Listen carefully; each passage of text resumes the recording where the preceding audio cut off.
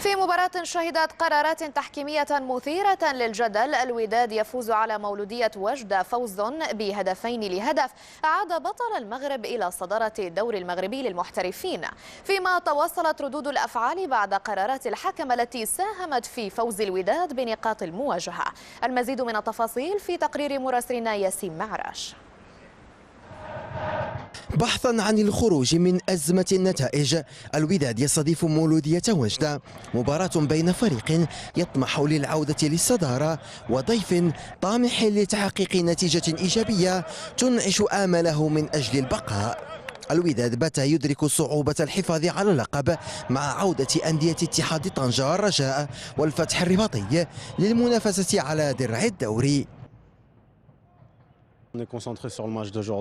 نحن مركزون في مباراة اليوم، هي مباراة هامة جدا في أواخر مراحل الدوري، لا سيما مع نتائج الجولات الماضية. يجب علينا أن نحصد النقاط الثلاث، هذا ما يجب أن يحدث.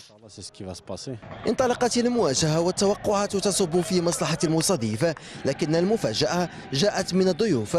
مولودية وجدة يوقع هدفا عكس التوقعات، والموقع الرجوي السابق مصطفى بالمقدم في الدقيقة الخامسة، لتصبح المواجهة أكثر إثارة.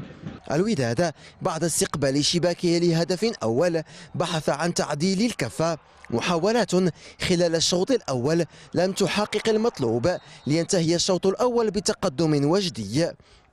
الشوط الثاني دخله الوداد باحثا عن هدف التعادل، تغييرات تشهك ودعم جماهيري كبير شكل إضافة نوعية للوداد وسط صمود دفاعي مميز لأبناء المدرب أيد جودي. ضغط الأحمر أسفر هدف التعادل في الدقيقة 80 والموقع رضا الهجوج، هدف أعاد الوداد يتمسك بخيط رفيع من الأمل لتحقيق نقاط الفوز. المواجهة أخذت مسارا مغايرا بطرد لاعبي المولودية علي رشدي وياسين بيوض إضافة للمدرب عز الدين أيد جودي، طرد استغله الوداد ليسجل فابريس أونداما هدف الانتصار الغالي في الوقت بدل الضائع. فوز يأتي بعد 3 هزائم متتالية وخلف ردود فعل حول أداء الحكم توفيق كرار. الفوز هذا ما جاش بالسهل بحكم فريق نتاع مولودية وجدة اللي قام بواحد المقابلة اليوم كبيرة، ولكن هذا ما منعش من العزيمة ديالنا. اليوم كنا عازمين نحقق واحد النتيجه تكون ايجابيه اللي هي 3 نقاط، ما عندناش اننا نتعادلوا ونخسروا في الملعب ديالنا. تنبغي نشكر هاد الجماهير هذه اللي ساندتنا. لولا اقولها واتحملها، لولا مساعده الحكم يعني في كل ضربه يعطيهم اشياء غريبه صارت اليوم.